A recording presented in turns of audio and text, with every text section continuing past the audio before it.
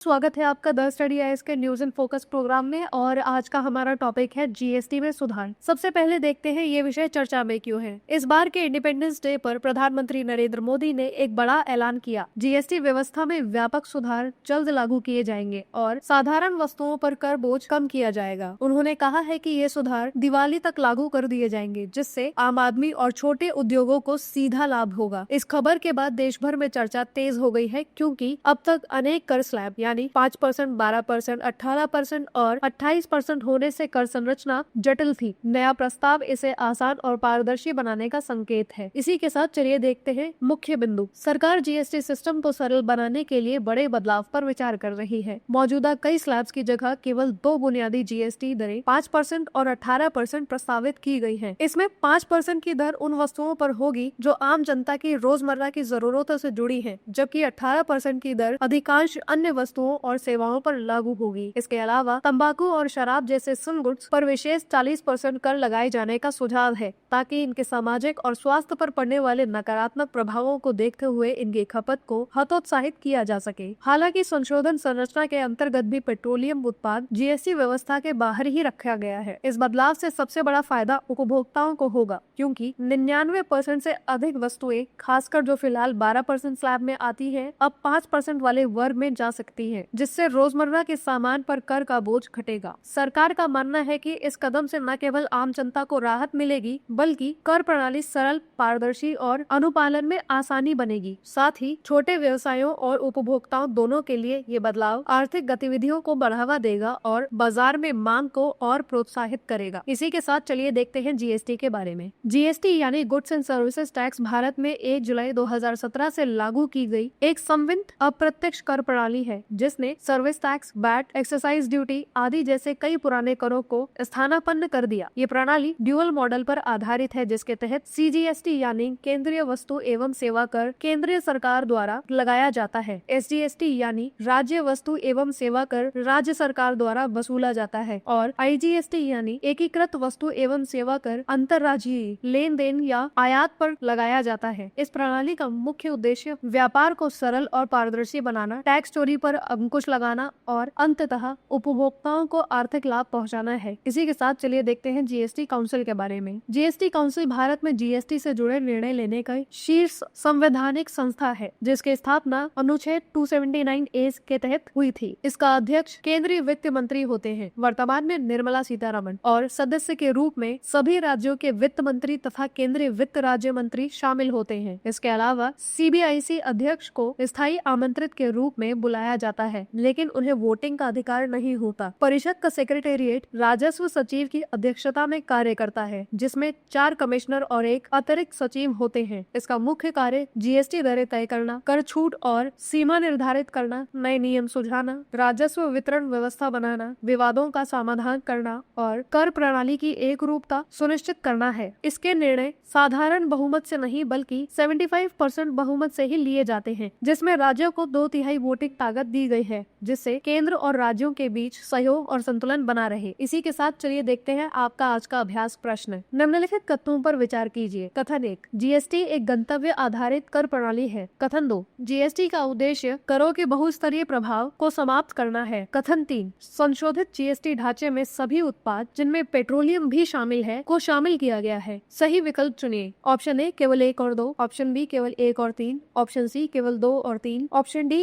1, 2 और 3। आपका उत्तर हमें कमेंट करके बताना ना भूले। धन्यवाद। जय हिंद, जय भारत।